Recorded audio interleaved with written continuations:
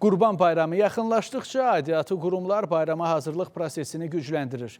Artıq bölgələrlə yanaşı paytaxtda da fəaliyyət göstərəcək satış və kəsim məntəqələri də əvvəlcədən müəyyən edilib. Qanunsuz heyvan satışı və kəsiminin qarşısının alınması üçün bayram günlərində AQTA və digər aidiyyatı qurumlar birgə fəaliyyət göstərəcək.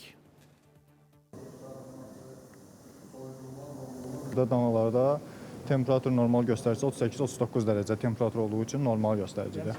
Qurban Bayramına sayılı günlər qaldı.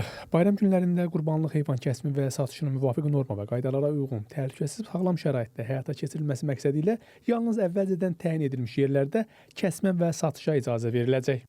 Paytaxt Bakıda qurbanlıq heyvanların satışı və kəsimi həyata keçirilən məntəqələrdən birindəyik. Elə hazırda sahibkarların sifarişi əsasında iri buynuzlu heyvanların kəsimi həyata keçirilir ki, elə Qurban Bayramı günlərdə də bu kimi məntəqələrdə qurbanlıq heyvanların satışı və kəsimi həyata keçiriləcək. Qida Təhlükəsizliyi Agentliyindən verilən məlumata görə Qurban Bayramı günlərində ümumilikdə ölkə üzrə bu kimi satış və kəsim məntəqələrində 30 min baş irili və xırda buynuzlu heyvanların satışı həyata keçiriləcək. Onu da bildirək ki, bu məntəqələrdə baytarlıq nəzarəti həyata keçirilməklə gigiyenik tələblərə nəzarət olunmaqla qurbanlıq heyvanların əhaliyə çatdırılması həyata keçiriləcək. Qurban Bayramı günlərində ölkə ərazisində 135 ünvanda qurbanlıq heyvanların satış və kəsim təşkil olunacaq. Onlardan 77-si həm kəsim, həm satış, 30-u yalnız satış, 28-sində isə yalnız kəsim xidmətləri təqdim olunacaq.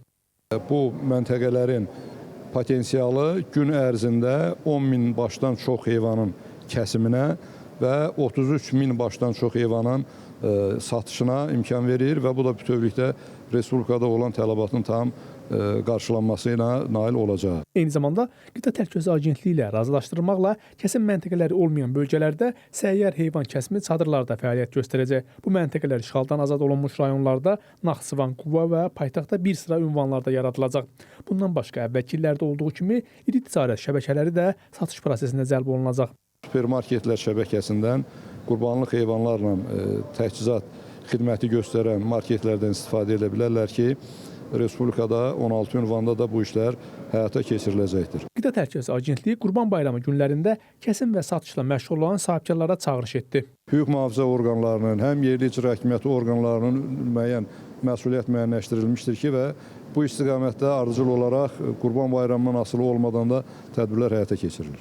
Qeyd edək ki, bayram günlərində qanunsuz kəsim və satış təşkil edəcək şəxslərə qarşı Daxili İşlər Nazirliyi və digər aidiyyatı qurumlar tərəfindən birgə nəzarət tədbirləri həyata keçiriləcək. Qanunsuz kəsim yerləri aşkarlanacağı halda ciddi tədbirlər görüləcək. Rəşad Vəkiloğlu, Nadir Zəlilov, Space xəbər.